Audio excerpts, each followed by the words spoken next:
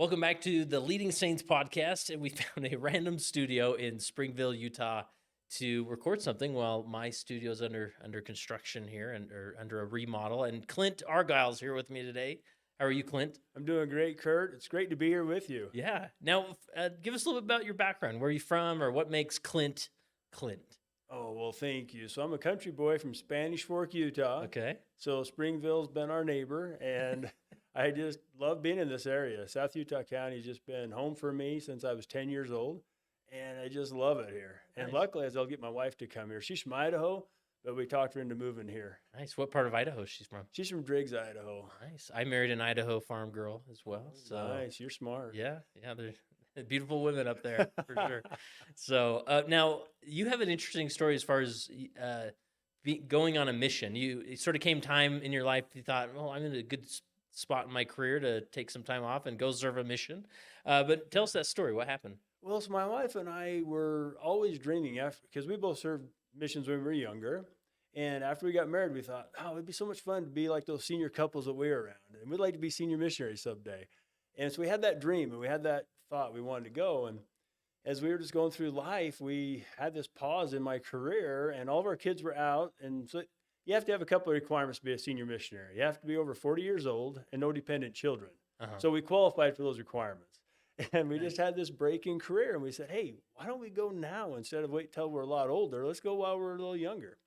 And so we had the opportunity to go just about, it's been 4 years ago that we started our mission in Oakland, California as senior missionaries for the Church of Jesus Christ of Latter-day Saints. And it was awesome. Nice. And now this was at the visitor center, or Yeah. part of the Oakland mission, or Yeah, that's such a great question. People say, well, what is that? I didn't even know what it was when we got the call. Uh-huh. We were called to be the visitor center directors for the Oakland, California temple. And our mission was the California, Oakland, San Francisco mission. okay. And so we worked under the direction of the mission president. But it was really unique because we also worked with a direct contact in Salt Lake at missionary headquarters. So we had a direct contact there too. Interesting. It really was interesting. Now this is close to my heart because I was a missionary in the Sacramento, California mission. So that was your temple. Yeah, so then they had announced the Sacramento temple, but they hadn't yet built it. So I made several trips out to Oakland, and so I love that temple. And it's one of the few temples, if not maybe the only temple, you can walk on the roof, right? From my understanding, it is the only one, Kurt. Yeah, okay. I bet. No one's been able to tell me of any others. So right now, it's self-proclaimed that it's the only temple out of all the temples that has a roof garden, and it's open to the public. Nice. Anybody can go up there and enjoy the view of the bay. I encourage everybody to go there that hasn't seen it, that could. If you go to the Bay Area, go to the roof garden. It's incredible. It is. So you're under the umbrella of the San Francisco mission. Correct. We report directly to the mission president. Gotcha. But you weren't being transferred or anything. That was your mission was it 18 months? 2 years? Actually, 2 years. That was funny. Nice. We applied for an 18-month mission, and we got a phone call from our stake president that said they're looking at all the different options for missions, and we're wondering if you would consider a 24-month mission. And we're like, wow, we don't know of any 24-month missions in the senior portal. So we're not sure what that means, but yeah, the prophet's still a prophet, and we can go 24 if we can go 18. So nice. We did, and we got our call, and that's where they called us to, was to be in that opportunity of being a visitor center director. And we had 4 main responsibilities. This is something other people ask too, because I've attended lots of visitor centers, and I just, run to the nice sister missionaries, run to the senior couples. You don't think anything about who's operationally making sure things run and taking care of things. And so we had 4 responsibilities. One was to be full-time missionaries. One was to keep the operation running. One was to train the other missionaries. And the other one was to promote the visitor center and market the visitor center to the local community. Nice. So was there any model that you were basing that off of? Like the last directors there, did they sort of give you some tips? Or, I mean, how did you walk into that and begin to find your footing? Well, so glad you asked that. Wow, this is a long story, but it's fun. Yeah. Well, so my background is people call me a serial entrepreneur. So I went to BYU, graduated with a business degree with emphasis in marketing, and I took the several entrepreneur classes they had. And then I got into starting business and running businesses, and that's just part of what you do is you market your businesses. And so it was just kind of a natural thing for me.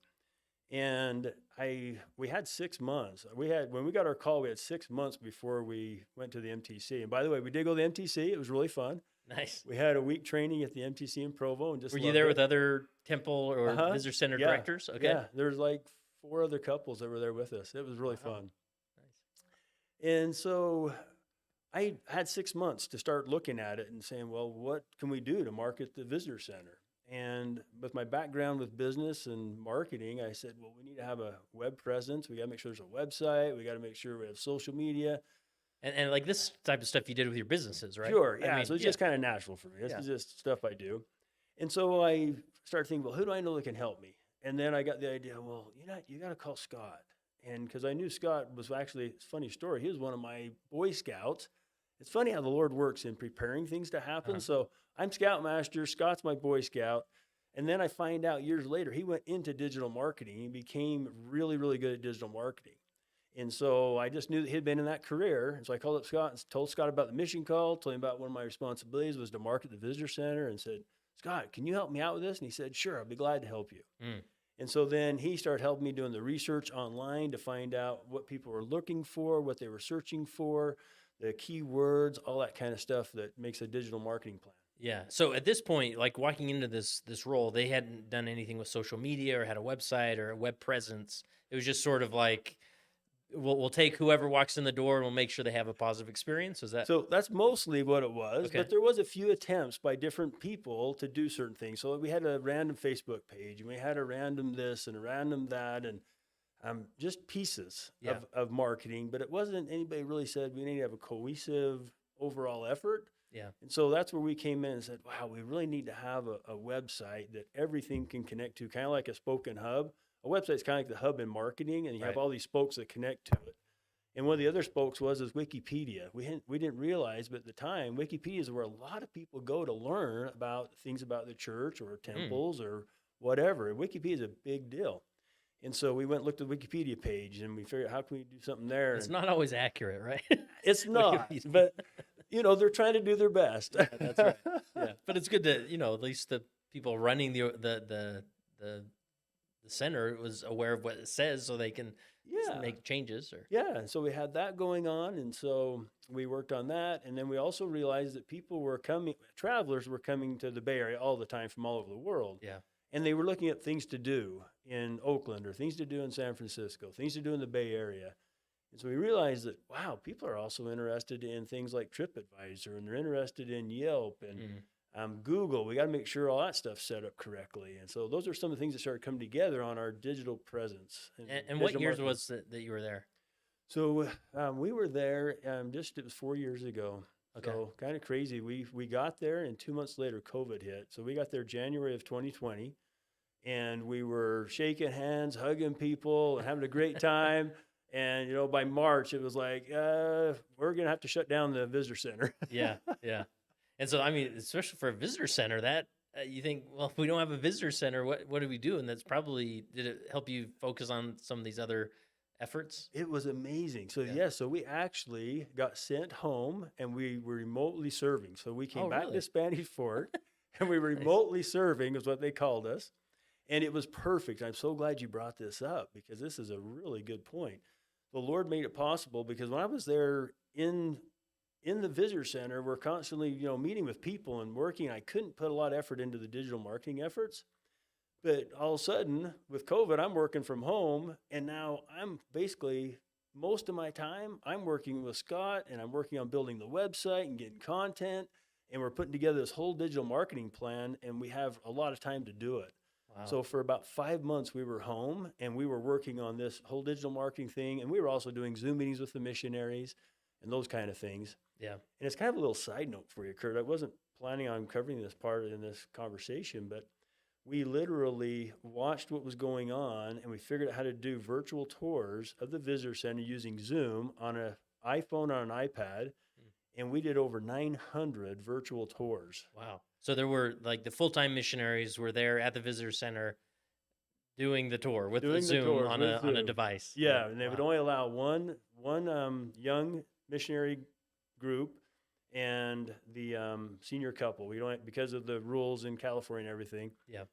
But it was just amazing to see people feel the Spirit over media and Mm. be able to do virtual tours and see people just have really good spiritual experiences. We were able to walk them through the whole experience of the visitor center with their smartphone Yeah. on Zoom. It Yeah. was amazing. That's cool.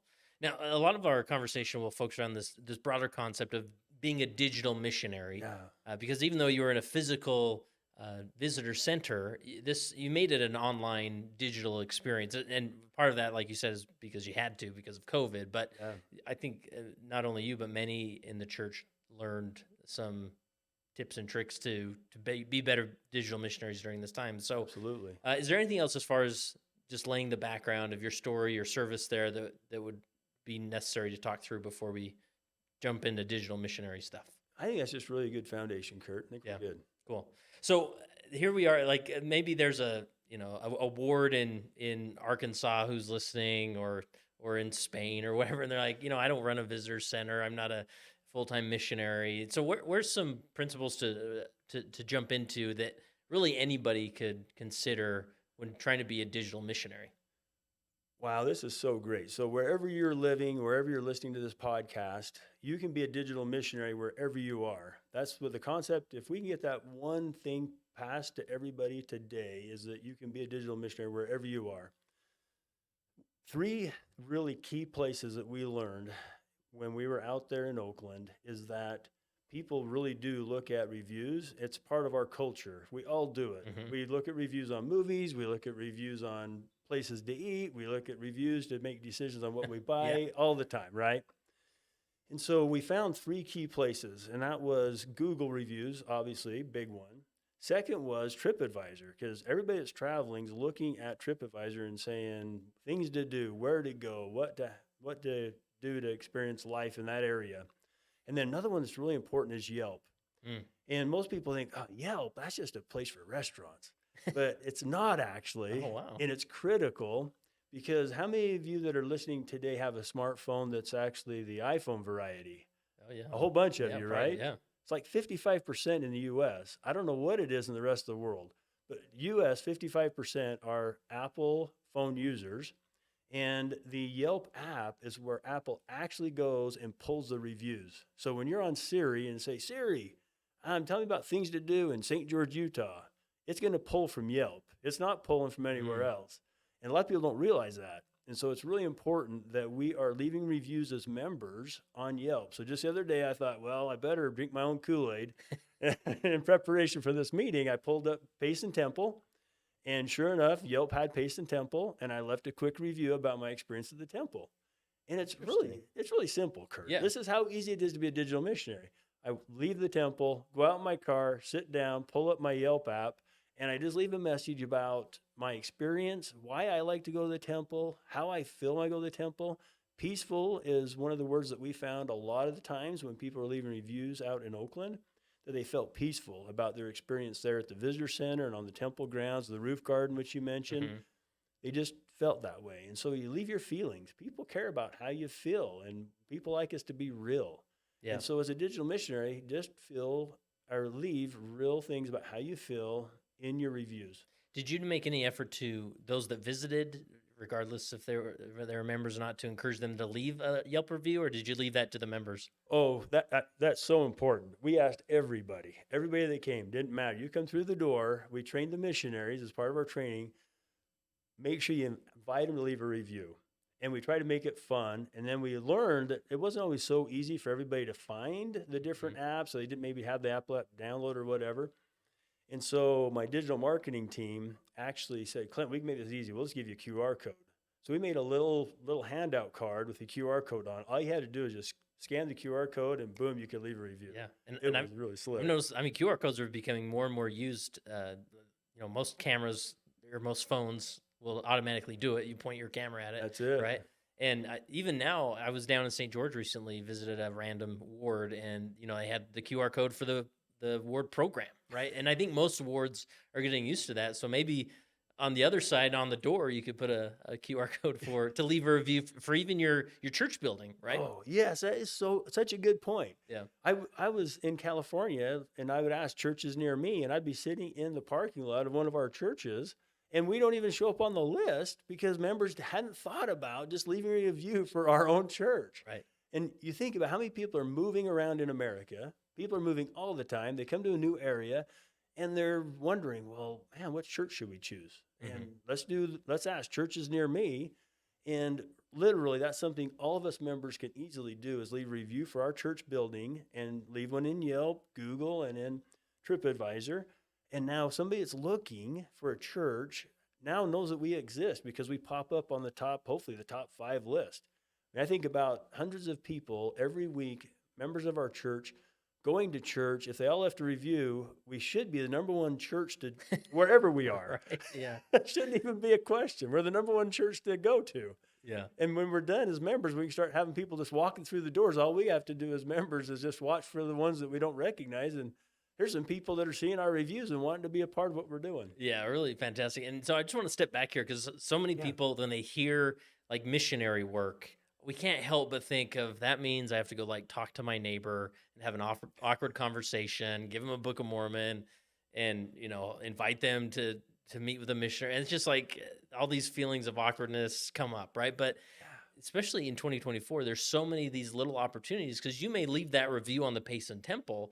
That may help it come up in a search result for someone who visits it, has a spiritual experience, gets baptized, and you may never even know about that. And that's okay. It is what it is, right? Yeah. But nonetheless, this is still very effective, even sometimes more effective missionary work than awkward conversations with your neighbor. Oh, very much so. In fact, I just realized how powerful it is when members and missionaries work together as digital missionaries. It's incredible. I'm going to give you one example. So you had asked about if I had other visitor center directors at the MTC, and we did, and they were the Idaho Falls Temple Visitor Center directors were one of them. We got to be great friends in the MTC, and then we started staying in contact and was sharing best practices back and forth. And when we started figuring out this Tripadvisor thing, I called him and I said, would you think your mission president be open to this? Because we're seeing great results here in Oakland. I mean, we went from way down the list of things to do in Oakland, and we started just skyrocketing.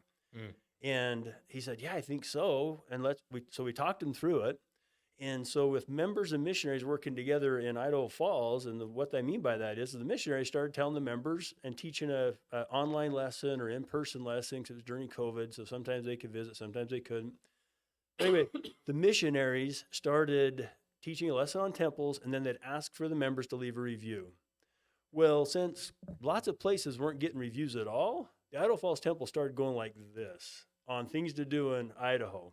Up and up. Up and up. It became the number 1 thing to do in Idaho Falls quite quickly, because it went from like 20 or 30 reviews to 900 reviews. It was just like, because the members caught on to, hey, I can easily leave a review. This is simple. Yeah. So they started doing that, and then we started getting awards. And then at one point during COVID, it was crazy, but the temple there in Idaho Falls and the little tiny visitor center became the number 1 thing to do in all of Idaho. Now, with all respect to our Idaho listeners, there's not a ton to do.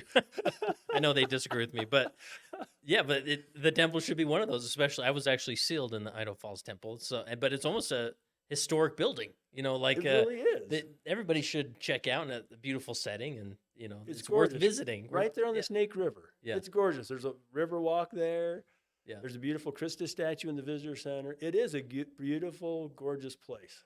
Yeah, awesome. So, generally speaking, when it comes to reviews, even if you're not near a temple, you can still do it to your church, your meeting church house, building. right? Please, yes, and please and do. even now, I believe just in the last 6 months, that Google has changed. We used to have an icon for church buildings that looked like the angel Moroni, and now they've changed it to a cross. So, whether our fellow Christian brothers and sisters appreciate that, we will look and appear on Google as any other Christian church. Yeah, that's with awesome. the cross, so the Right. people will maybe be more likely to step in because they're like, I don't know what that image is, but I recognize the cross. So, Sure. yeah. We're just Here we go. another Christian church, and here we are. Come check Exactly. it out. Yeah. Anything else in terms of reviews or Yelp or Google or anything with that digital side of missionary work? Well, the one I thought came to my mind is anytime we're moving into vacation time, right? And a lot of families decide to go to church history sites. Same thing applies there. You go to Nauvoo, you go to Kirtland, wherever you go, doing anything church related, think about just with your family, your whole family, be a digital missionary. If you got children, and they have a smartphone, have them leave a review and let them share with it what's in their heart as well. Yeah. Because now it can be a family experience doing digital missionary work. Yeah. You could consciously even say on Sundays, hey, kids, let's go leave a review of whatever we did this last week as a family. Yeah. And then you don't have to just leave it to the reviews. Obviously, you want to post anywhere you can online. So think about it. What would Alma, who was an amazing missionary, what would Alma say on his Facebook page? What would he post to people, right? Or what would Abinadi say if he had a chance to do something on TikTok? Yeah, right. So true. And this is why, especially when you're traveling, you're out of your routine, and it can be somewhat less of a spiritual day on Sunday. You know, Sure, maybe you try yeah. and still attend church, but to then engage your family, say, all right, we just went to this church or this visitor center. Let's all leave a review, right? Right. And I think of my time, I stay, as I travel, I'll stay at a lot of Marriots, and if you stay in a Marriott, you know that there's a Book of Mormon in next to the Bible Yeah. in the bedstand, right?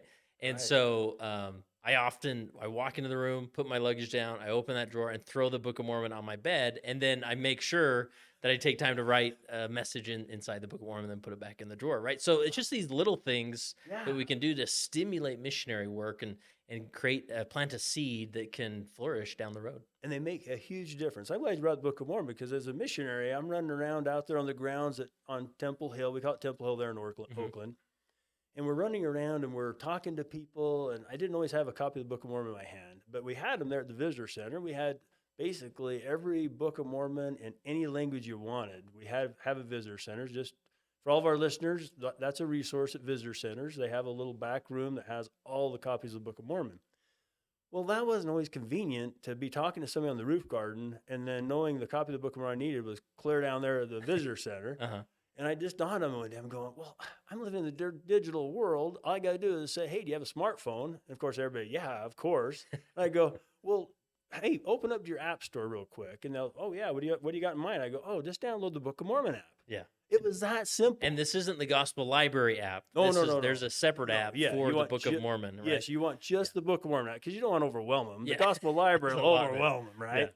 So these people who weren't members of the church yet, I just say, hey, grab this app. It's called the Book of Mormon. And then the other thing that's beautiful about this is it's in all the languages. All they got to do is toggle and switch which language they want. Yeah. And the other thing that's beautiful, and this is something that I don't know if we all think about, but once you have the Book of Mormon in the palm of your hand, the Holy Ghost can prompt you to read that.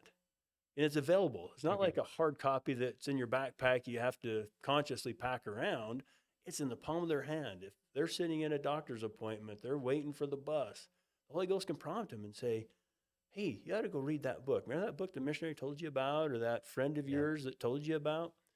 And they can go, oh, yeah, I remember that app. And they go click on it, and they can start reading the Book of Mormon. It's just there. It's convenient. It's easy. And the Lord's made it easy for all these tools for us, Kurt. Yeah, it's amazing. That's awesome. Talk to me about the, obviously, temple open houses are something that it seems like every weekend somewhere in the world there's a temple open house starting, right? Right. I mean, I just got back from St. George. They're just finishing up the Red Cliffs. Red Cliffs Temple. Thank you. Yep. And there's, soon the Taylorsville Temple. That's what was close to my hometown. There's all these temple open houses, and we want to invite people to these. It's such an easy. People are already curious about our temples. They've seen them. They'd love to go inside, and so it's generally an easier invite. But I feel like there's still some steps of building up to that. So just talk to me about open houses in general. Oh, you just have the greatest questions. Well. This is awesome. Because temple open houses are special.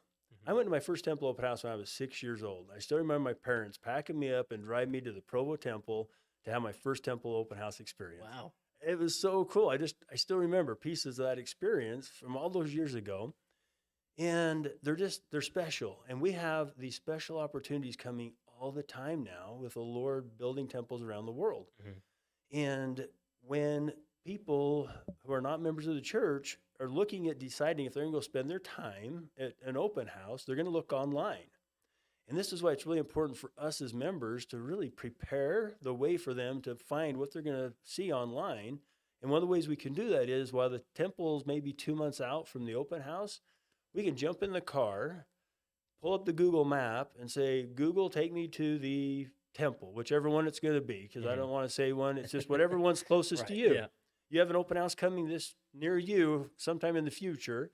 Just have Google take you there. Well, what that does, that starts training the Google algorithm. There's something important at this location, especially if your whole ward family, 300 of you, are now Googling how to get to this building. So now you're training the algorithms to do that. And then, of course, you don't want to just leave it there. You want to jump out. You want to take a selfie with your family. And then you want to upload the selfie in your review, either on Tripadvisor, Mm. Yelp, or Google, because that's the other thing that's really important. When you're leaving, as a digital missionary, when you're leaving reviews, you want to leave pictures. People just like pictures. We all Yeah. do, right? A picture's worth 1,000 words concept. Yep. Yep. Yep. Yeah. And I can think of even when you leave that review for the meeting house, gather with your family in front of the building and snap a photo and Beautiful. include it, right? Yeah, and you can even put it by the welcome sign where it says visitors are welcome, right? Yeah, Every one of that's our right. buildings says visitors are welcome. Let's I know. make sure they know they're welcome. Yeah. And we want you. And then when they do walk through the door, make sure we are very welcoming. Yeah, that's right. That's to live up to that. So, and what about like this? You talked about the ward building open houses, or is that something? Is there something there? Well, that just depends if somebody wants to do one. But Yeah. I've done this before in areas where there's not a lot of LDS people. Mhm. You can just, if there's a new building you're building, you Mhm. can do a ward open house. And you can do the same thing there. Yeah. Just invite people to come and see the church and be a part of it. And that could be something that your stake, as a stake leader, you could say, hey, we want to let the community know what this new building is. It just got finished. And we're just going to have an open house and have them come. And I'm not sure what current church policy is on that.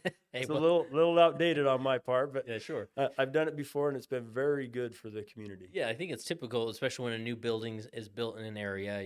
The mayor will come or the city council, and they make it a thing. But obviously differently from temples, is there's not an opportunity unless there's a renovation to do another open house. But with meeting houses, yeah, you could do it. Just make it a thing, right? You could, even though maybe your building's been there for 50 years, you can still say, hey, on this date, we're gonna let the community know we're gonna do an open house, and we'll get our punch there and our cookies, and do the thing, Absolutely. right? And again, we're just stimulating, discussion online that will drive people to just have an experience at these places that the church has invested so much money for a place of worship, right? Absolutely. Yeah, awesome. Anything else, principle concept about digital missionaries that we missed, or where else should we go? Well, one of the things I wanted to talk about is just the end results. Okay. We haven't really talked about results, and does this really work, Clint? Is it really a thing, and does it really have value? And the answer is definitely yes. And if you want some interesting reading, 1st of December, there was an article that came out. It was published in Deseret News. And trying to remember the exact name. This will be close. We'll link to okay? it. We'll find it and make We'll sure link it. We'll link to. yeah. Okay, wonderful. So the announcement was 4 temples in the top 20 most peaceful places in America. Wow. That's the title. It is pretty impressive, right? Yeah. So here's a national survey went out and did a survey to find out the most peaceful places in America. Well, we dug into it a little bit deeper, and what they did is they went to Tripadvisor reviews, and they went through the reviews and found out which ones Nice. had the most mentions of peaceful. Oh, wow. Is that cool? Yeah. So then we, of course, went and found out that those 4 temples are all ones that we had helped with the Tripadvisor program. Wow. And so when you want to go read an article, it's really cool to see the end results of Yeah. this work of members and missionaries working together and doing Tripadvisor reviews. You'll find that in those 4 temples are Oakland, Idaho Falls, Mesa, and DC. Nice. And these are all ones that we were involved with helping with this whole program of being digital missionaries and just leaving reviews. Yeah. It's Oh, that's incredible. powerful. Man, what a spiritual payday there. Yeah, it was that's awesome. When All your hard work, they're picking up on it. when I That's saw great. that article, I read it, I was going, yeah, it's working. That's awesome. It Cool. was like 4 years later from when Yeah. we started our mission. Yeah. And so patience pays. Yeah. Any other stories or results that come to mind? Or Well, yeah. So I'm glad you asked that question as well, because I was on the temple roof garden in Oakland, and I'm talking to this gentleman. I can tell he has this pretty strong accent. And I said, so I'm just curious where you're from. He goes, oh, man, I'm from Israel. So I'm there going, I have a Jew here Uh-huh. on the temple roof garden. And I go, so I'm just curious how you heard about us. He goes, oh, we were just Googling and looking for things to do, and this popped up. And I'm going, it's Yeah. working. Nice. That's cool. It's That's cool. so cool. And, the Book of Mormon says it's for the Jew and the Gentile. Yeah. And I was like going, we have a guy all the way from Israel here right now. Yeah, and most people go to his country to see their temple, right? Yeah. Now it's come to our country to see our temple. And he's here seeing ours. That's awesome. It was a great payday. When people, were there some common themes when they walk into was a lot of just, we were just bored, or what led them there, or what were they expecting, or what comes to mind? Oh, with the visitor center? Yeah, when you're at the visitor center. It is, Kurt, it's such a huge, wide variety. There's just so many people that come from all around the world. And that's why I think it's so important for us to cast a really big digital net and all of us shining our light online as members so that people can find us, because they have all kinds of questions. Some of them are coming because they've heard things about us and they want to verify. I remember a lady coming from downtown Oakland came up and she goes, and she was a really nice black lady. And she goes, I just want to hear it straight from your mouth what your beliefs are. Oh, that's cool. Nice. I thought, this is so much fun. Yeah. So I says, okay, ma'am, what are your questions? And then we just had the funnest interchange. She was just the funnest, most delightful lady, and just loved it. And so that's one example. And other people have never even heard, don't have any idea, but they called it the Disneyland Castle on the hill. Because when you're driving down there in the lower area of Oakland, you're looking up from the highways, you can see this beautiful lit up building. Yeah. And it kind of looks like a Disneyland Castle. That's one of the search terms out there, is the Disneyland Castle in Oakland. And they're going, yeah, we just saw it up there and we wanted to come see it. So they just come up here to see it as part of their experience, Yeah. Yeah. And there's just other people that want to learn about the church. They've heard about it. There's people, it's just a wide variety. I just love serving in this visitor center. They're so neat. Yeah. It's such a perfect landmark, especially, Oakland's sort of the epitome of this, where if you've never been to Oakland, you really do see it up on the hill, like at night, like it is there. Like, like if you're visiting and you don't know what that is, you're going to ask, what is that? Because it's prominent. It's literally the beacon on the hill. Yeah. And a really fun side story. I'd heard rumor that people said that the airplanes use it for aviation. And I thought, well, that's interesting, but I don't know if it's really documented. If that's, it's just a story. There's a lot of those faith promoting rumors, right? Sure. Yeah. One of those. And so I actually called my friend that's an airplane pilot and for a major airline. I said, hey, do you guys really use this? Because I knew he flies in there. He goes, well, we did in the older days, but now with all the modern technology, as commercial, we don't. But he said, all the time I'll hear chatter on the line of the local aviation kind of saying, yeah, line up with the Mormon temple and come in over here at this. And he said, so the local small planes, they still use it as a point of reference. Yeah. So isn't that fun? That is cool. That's awesome. Anything else as far, like if there is somebody that is somewhat related to a visitor center or has a local landmark, like as far as the infrastructure or technicalities of, should they create a website, or is that something that you did in conjunction with the church, or, what comes to mind there? Yeah, that's really important to know. So we did do all this in conjunction with the missionary department that we reported to directly. Remember I mentioned I have a direct report to Salt Lake, and I had a direct report with my mission president. Gotcha. So that was all in conjunction with them, and they're very specific on websites, website creation. So I wouldn't recommend anybody don't go rogue, right? Yeah, that's a good thing. Don't go rogue. But we did do everything we were doing was in conjunction with the missionary department that I reported to. Was there anything you did through traditional social media channels like Facebook or Instagram or things like that? Yeah, we did. We made that part of our overall digital marketing plan, and we have a channel for all those things. And I think just a place that, if people typed it in, Oakland Temple. Yeah, they would find us on Facebook. They'd find us on Instagram. They'd go there, see pictures and things like that. Nice. Yep, nice. Exactly. So that's all there. And we've tried to really cast as big a digital net as we possibly could and try to help people find us. We just want them to find us. Yeah. Come and see.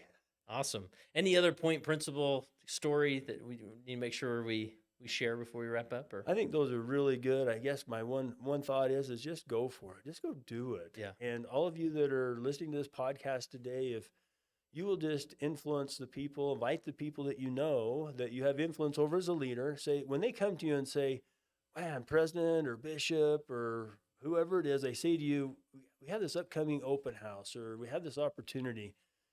How can we help? And you could just say, well, one of the really neat things to do is, have you thought about leaving reviews? Mhm. And by the way, you don't have to limit yourself to one review. I can leave a review every time I go to a restaurant. I can leave a review every time I go to a temple. I can leave a review every time I go to church. Mm.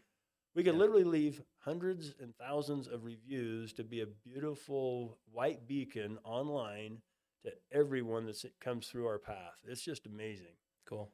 So that would be my invitation. If you would just consider doing that as a leader, just invite people to think about how can I be a digital missionary in today's digital world? Cool. Well, last question I have for you, Clint, as you reflect on your time as a leader, even as a a visitor center director, and that type of leadership, how's being a leader helped you become a better follower of Jesus Christ? Wow.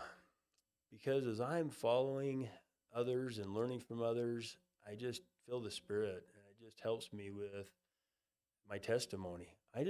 I'm so grateful for all the leaders in my life. So if any of you have been my leaders that are listening to this podcast, thank you Yeah. for your service, because leadership is hard. It's not easy. You put you in the growth zone and you get to grow and learn. And just, I really appreciate all those that have been leaders. Our mission presidents, we had 2 mission presidents on our mission. We worked with the temple president, we worked with the temple recorder, we worked with the facilities manager, we worked with Salt Lake. And we had so many people that we collaborated with that shared and worked hard and were giving their time and their talents and their resources to building up the kingdom here on the earth. And I just love all those covenant keepers. How's that? And they have really inspired me.